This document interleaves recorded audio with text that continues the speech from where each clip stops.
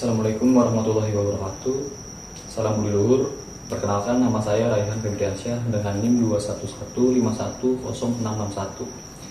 Dalam video ini saya akan membuat video yang akan menjawab beberapa pertanyaan mengenai UAS Interpersonal Skill. Langsung saja dengan soal pertama, yaitu menurut Anda apakah interpersonal skill sangat diperlukan dalam rangka kita menjalin hubungan dengan orang lain? Jawaban saya adalah sangat diperlukan, karena dengan interpersonal skill yang baik, individu cenderung akan lebih mudah berhubungan atau berinteraksi dengan orang lain. Karena kemampuannya dalam mendengarkan, bersikap objektif, berempati, memotivasi, membangun kepercayaan, bekerja sama, dan menyelesaikan konflik dengan orang lain itu sudah cukup mumpuni untuk dilakukan. Kemudian soal kedua, yaitu menurut Anda, apakah ketika kita bisa mencintai diri sendiri akan sangat menentukan seberapa besar kita mencintai orang lain? Mencintai diri sendiri adalah dasar penting untuk bisa mencintai orang lain dengan sehat dan mendalam. Alasannya mengapa kita mencintai diri sendiri dapat menentukan seberapa besar kita bisa mencintai orang lain. Aspek yang perlu dipertimbangkan mengapa penampilan menarik bisa penting, yaitu poin pertamanya penghargaan terhadap orang lain. Ini menunjukkan bahwa kita menghargai pertemuan atau interaksi tersebut. Mengapa penampilan bukan segalanya? Poin yang pertama yaitu dengan karakter dan kepribadian. Seiring berjalannya waktu, karakter dan kepribadian lebih penting daripada penampilan fisik. Orang cenderung lebih tertarik dan menghargai sifat-sifat seperti kejujuran, kehangatan, dan empati. Poin yang kedua, menjaga kualitas hubungan. Hubungan yang mendalam didasarkan pada koneksi emosional dan saling pengertian. Hubungan jangka panjang memerlukan kualitas pribadi dan keselarasan nilai-nilai yang melampaui penampilan. Poin yang ketiga yaitu keunikan individu. Setiap orang memiliki pandangan yang berbeda tentang kecantikan dan penampilan. Tidak menilai berdasarkan penampilan adalah dasar dari hubungan yang tulus dan autentik. Poin yang keempat, mencoba penerimaan diri. Penting untuk menerima diri kita padanya dan menyadari bahwa nilai kita tidak ditentukan oleh penampilan.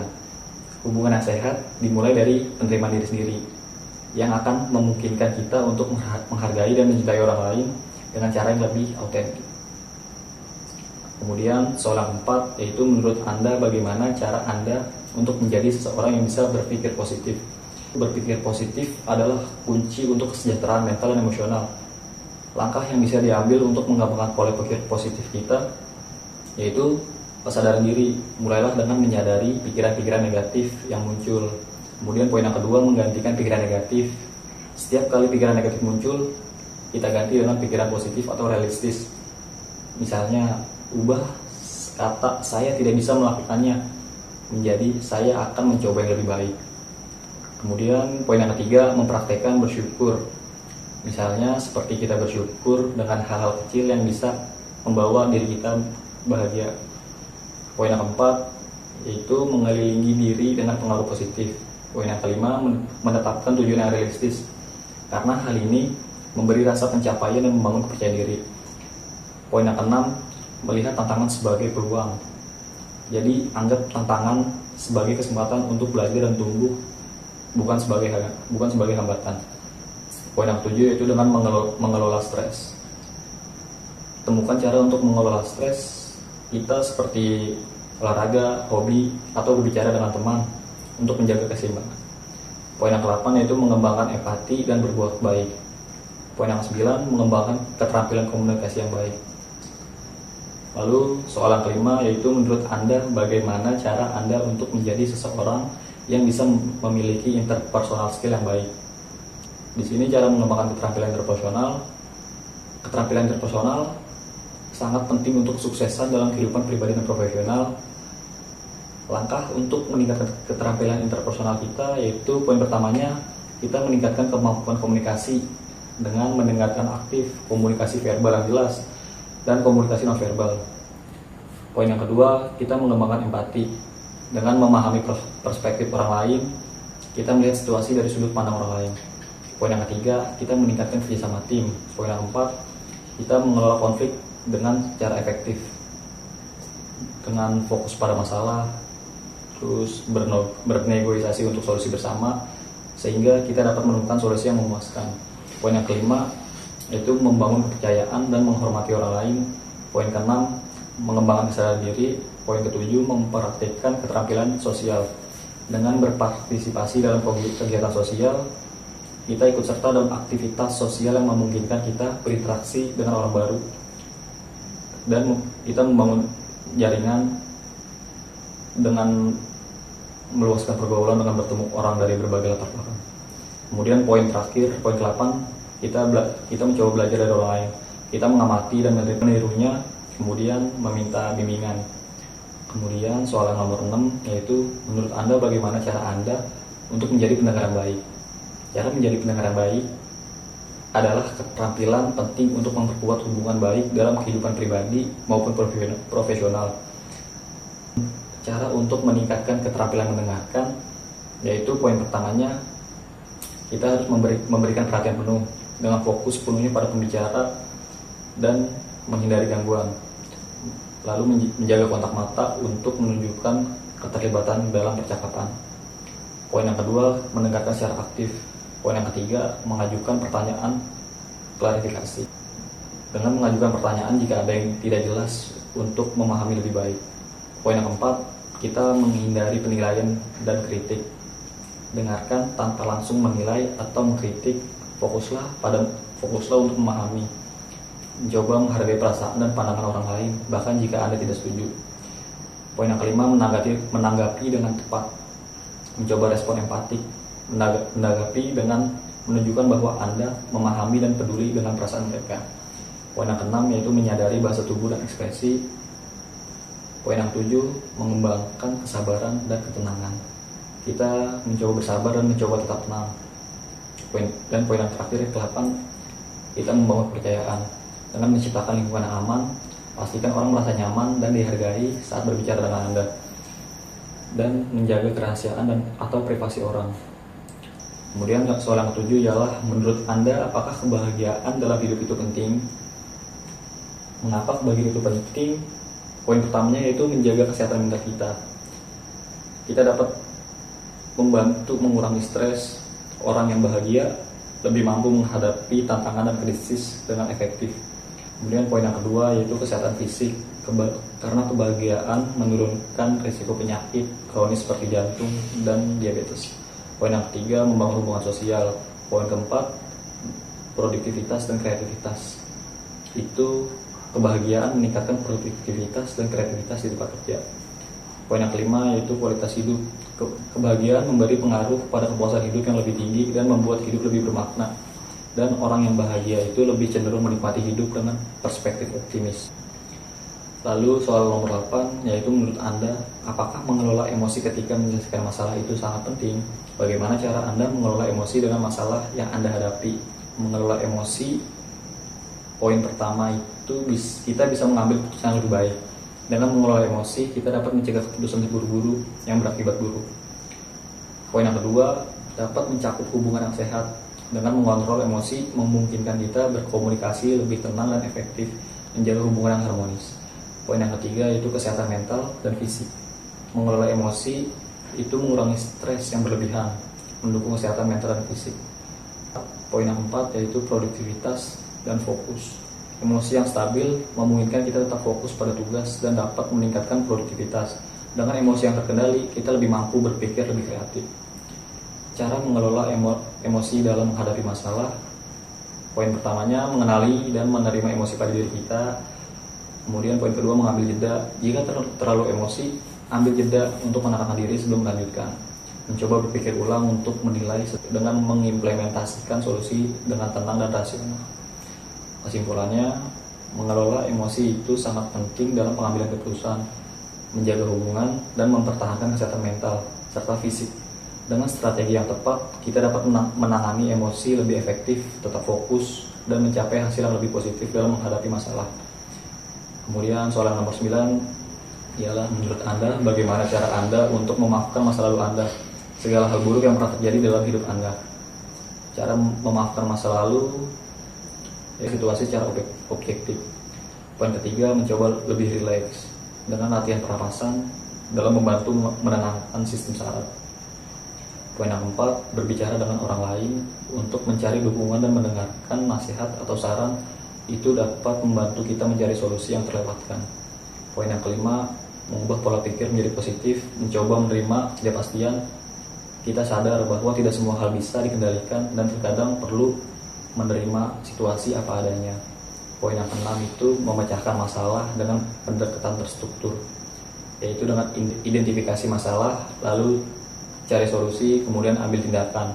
Poin pertamanya yaitu dengan menerima kenyataan. Kita mengakui bahwa masa lalu tidak dapat diubah dan merupakan bagian dari perjalanan hidup. Izinkan diri merasa emosi seperti kemarahan atau kesedihan terkait peristiwa masa lalu.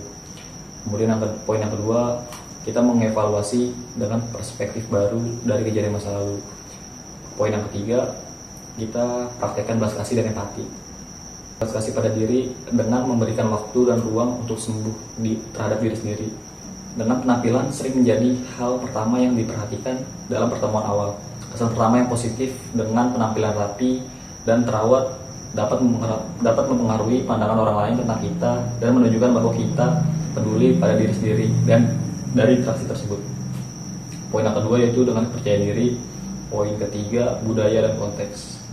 Beberapa budaya atau lingkungan profesional, penampilan yang sesuai itu sangat penting. Misalnya, dalam dunia bisnis, berpakaian profesional bisa meningkatkan kredibilitas kita. Lalu poin yang keempat, kesopanan dan penghargaan. Menjaga penampilan juga bisa dianggap sebagai bentuk empati pada orang lain dengan mencoba memahami alasan di balik tindakan orang lain yang menyakiti kita. Poin keempat, fokus pada masa kini dengan hal positif untuk masa depan yang lebih baik. Poin yang kelima yaitu kita mengubah luka masa lalu itu menjadi pelajaran. Kemudian poin yang keenam, kita mencari dukungan yang positif, yaitu dengan berbicara dengan teman, keluarga atau terapis untuk mendapatkan perspektif dan dukungan. Kemudian kita berada di lingkungan yang mendukung dapat membantu fokus pada masa kini dan masa depan. Kemudian poin yang ketujuh yaitu kita mengembangkan diri dengan fokus pada pencapaian tujuan baru dan kembangkan minat atau hobi yang memberi kebahagiaan. Dan gunakan waktu untuk belajar dan berkembang secara pribadi atau profesional. Kemudian soal nomor 10 yaitu menurut Anda bagaimana cara Anda memimpin keluarga ketika Anda kelak menjadi seorang ayah agar bisa selalu memberikan kebahagiaan setiap harinya. Cara memimpin keluarga untuk memberikan kebahagiaan itu poin pertamanya mencoba menjadi teladan yang baik dengan menjadikan sikap positif. Poin kedua, kita mencoba berkomunikasi terbuka dan jujur, dengarkan dengan penuh perhatian dan tanpa menghakimi keluarga atau orang rumah, dan berbagi perasaan terhadap orang rumah untuk membangun kepercayaan. Poin ketiga, kita menunjukkan kasih sayang dan dukungan terhadap keluarga. Poin keempat, menciptakan waktu berkualitas dengan keluarga. Poin kelima, menghargai setiap anggota keluarga. Poin keenam, yaitu mengelola konflik dengan bijak, dengan menyelesaikan konflik dengan tenang dan mencari solusi bersama. Poin ketujuh, yaitu membangun lingkungan positif dan sehat terhadap keluarga. Kita menciptakan suasana rumah yang hangat penuh keceriaan dan humor. Pastikan keluarga kita memiliki gaya hidup sehat dan dukungan emosional. Poin yang ke-8, mengajarkan nilai-nilai yang baik terhadap keluarga dengan menanamkan nilai-nilai kejujuran dan tanggung jawab. Poin 9 yaitu mendorong pertumbuhan dan pembelajaran pendidikan atau minat pada anggota keluarga. Poin 10 yaitu dengan beradaptasi dengan perubahan. Beradaptasi dengan perubahan dan tantangan dengan sikap yang positif. Ketika menghadapi kesulitan, kita tunjukkan ketenangan dan kekuatan saat menghadapi masa sulit. Kemudian soal yang nomor 11 adalah menurut Anda bagaimana cara Anda memimpin regu atau kelompok di kelas pada saat tugas yang harus dilakukan secara tim. Cara memimpin kelompok di kelas yaitu poin pertamanya dengan menentukan tujuan dan rencana kerja. Jelaskan dengan tegas apa yang ingin dicapai oleh kelompok, mencoba membangun rencana kerja dengan menyusun langkah-langkah konkret dan tentukan tenggat waktu untuk setiap langkah. Poin kedua, kita membagi tugas secara merata. Kita harus memahami kemampuan anggota untuk mendistribusikan tugas dengan adil dan tentukan tugas masing-masing anggota untuk memastikan tanggung jawab yang jelas. Poin yang ketiga yaitu dengan komunikasi yang efektif.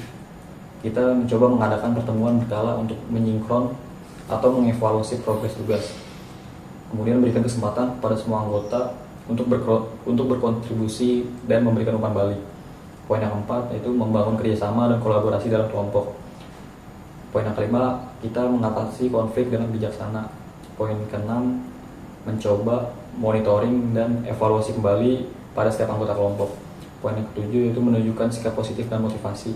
Tunjukkan semangat dan dedikasi yang dapat memotivasi anggota lain dengan memberikan dukungan moral kepada anggota yang membutuhkan untuk meningkatkan motivasi. Poin ke-8, mencoba memanfaatkan teknologi dan alat pendukung agar memudahkan pembagian informasi dan manajemen tugas. Lalu soal yang nomor 12, menurut Anda bagaimana cara Anda memimpin organisasi atau perusahaan di masa depan yang akan datang agar perusahaan Anda bisa terus berkembang pesat sesuai dengan strategi tim yang telah ditetapkan? Cara memimpin organisasi atau perusahaan agar terus berkembang, poin pertamanya yaitu kita menetapkan visi dan misi yang jelas terhadap perusahaan.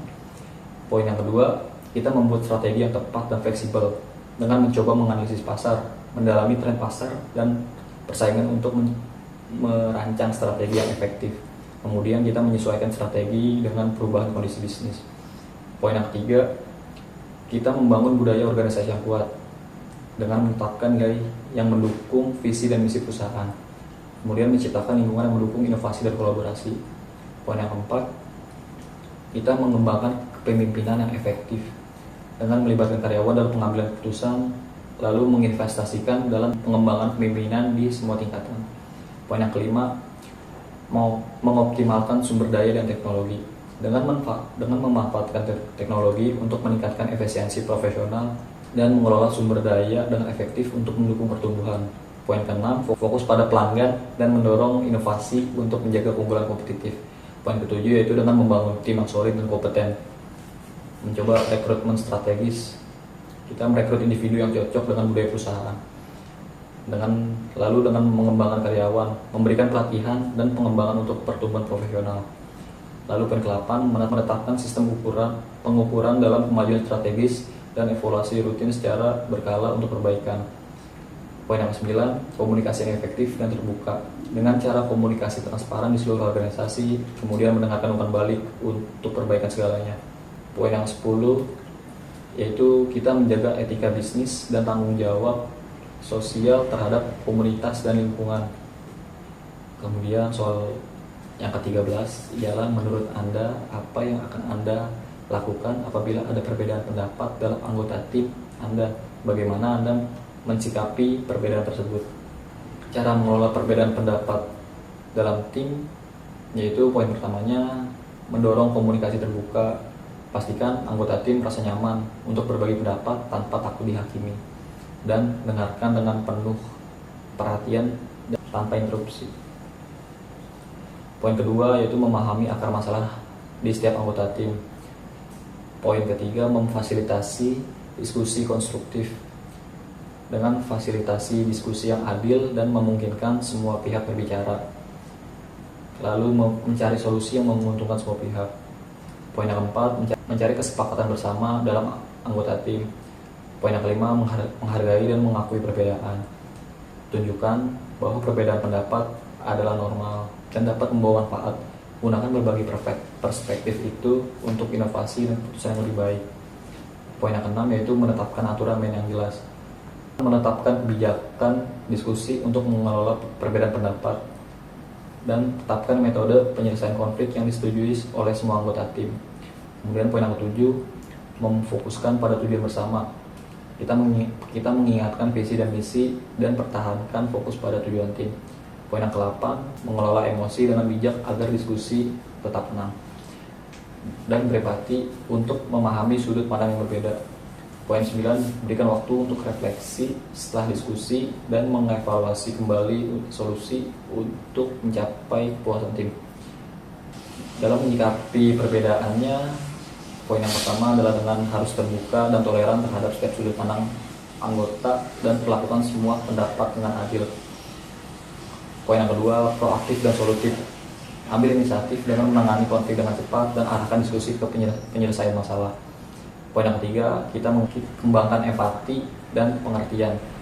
Kita mencoba memahami perspektif orang lain dan tawarkan dukungan anggota tim yang mungkin merasa terpinggirkan. Lalu soal nomor 14, yaitu menurut Anda ketika Anda telah menyelesaikan perkuliahan interpersonal screening apakah Anda akan menjadi seseorang yang memiliki pribadi yang lebih baik dengan cara menjalankan seluruh rambu-rambu yang telah dipelajari selama perkuliahan. Alasannya menjadi pribadi yang lebih baik melalui pembelajaran interpersonal skill ini yang telah saya pelajari dari Kak Jule ialah poin pertama saya dengan peningkatan kesadaran diri. Kita menyadari dan mengakui kekuatan serta kelemahan pribadi untuk kemajuan diri. Terus merefleksikan tindakan dan sikap secara teratur untuk terus belajar dan berkembang. Poin yang kedua, meningkatkan kemampuan berkomunikasi. Berkomunikasi dengan efektif, mampu menyampaikan pikiran dan perasaan dengan jelas dan memahami orang lain dengan lebih baik.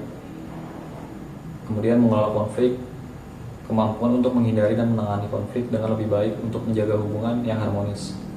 Poin yang ketiga yaitu meningkatkan empati dan kepedulian saya terhadap kemampuan untuk memahami sudut pandang dan perasaan orang lain dalam membangun hubungan yang kuat. Poin yang keempat, mengembangkan kemampuan manajemen konflik. Kita menyelesaikan perbedaan dengan positif, terus memelihara hubungan dengan menjaga dan memperkuat hubungan meskipun ada perbedaan pendapat. Poin yang kelima yaitu meningkatkan keterampilan kepemimpinan. Poin yang keenam, meningkatkan kemampuan beradaptasi guna menghadapi perubahan dan tantangan. Poin yang ketujuh yaitu mengembangkan sikap positif dengan menjaga sikap yang positif untuk mempengaruhi hubungan kesejahteraan pribadi. Berkomitmen untuk menjadi yang terbaik dan dapat menginspirasi orang lain. Lalu soal terakhir yaitu Kak Jule juga meminta apa saja sih kesan terindah atau terbaik yang pernah Anda rasakan selama mengikuti perkuliahan di kelas interpersonal skill. Kesan terindah saya selama mengikuti kelas mata perkuliahan interpersonal skill ini yaitu poin pertamanya, kita dapat pembelajaran yang relevan dan praktis. Materi yang diajarkan sangat relevan dengan kehidupan sehari-hari kita, memberikan wawasan baru yang langsung dapat diterapkan dalam kehidupan pribadi maupun profesional. Poin yang kedua, kita dapat mengembangkan diri. Saya dapat melihat dengan jelas kekuatan dan kelemahan diri sendiri, mendorong saya untuk terus berkembang dan memperbaiki diri untuk kedepannya. Poin yang ketiga, kita berinteraksi dengan teman kelas. Berbicara atau berinteraksi dengan teman kelas, kita dapat memperluas pemahaman saya melalui perspektif dan pengalaman yang berbeda, serta meningkatkan keterampilan komunikasi dan kolaborasi. Poin yang keempat, yaitu aktivitas interaktif dan menarik. Berbagai aktivitas seperti role playing dan diskusi dengan teman kelas dapat membuat pembelajaran lebih hidup dan menyenangkan, memperdalam pemahaman konsep-konsep yang diajarkan. Poin kelima yaitu dukungan dan bimbingan dari Kak Jule sebagai dosen pengampu saya. Terus saya merasa didengar, dipahami, dan termotivasi untuk terus belajar. Poin yang keenam, meningkatkan kemampuan berpikir secara kritis. Kelas ini mendorong saya untuk berpikir lebih kritis dalam berinteraksi dan memperbaiki hubungan. Keterampilan yang sangat berharga untuk sepanjang hidup saya. Poin yang ketujuh, dapat meningkatkan empati dan pemahaman saya. Poin yang ke-8, keberanian untuk mencoba hal baru. Kelas ini mendorong saya keluar dari zona nyaman saya untuk mencoba pendekatan baru, meningkatkan kepercayaan diri saya dalam berkomunikasi. Saya kira cukup dengan 15 jawaban soal saya. Terima kasih telah menonton video ini. Saya harap jawaban dan pengalaman saya dapat menginspirasi Anda untuk lebih memperhatikan dan mengembangkan keterampilan interpersonal Anda. Sampai jumpa.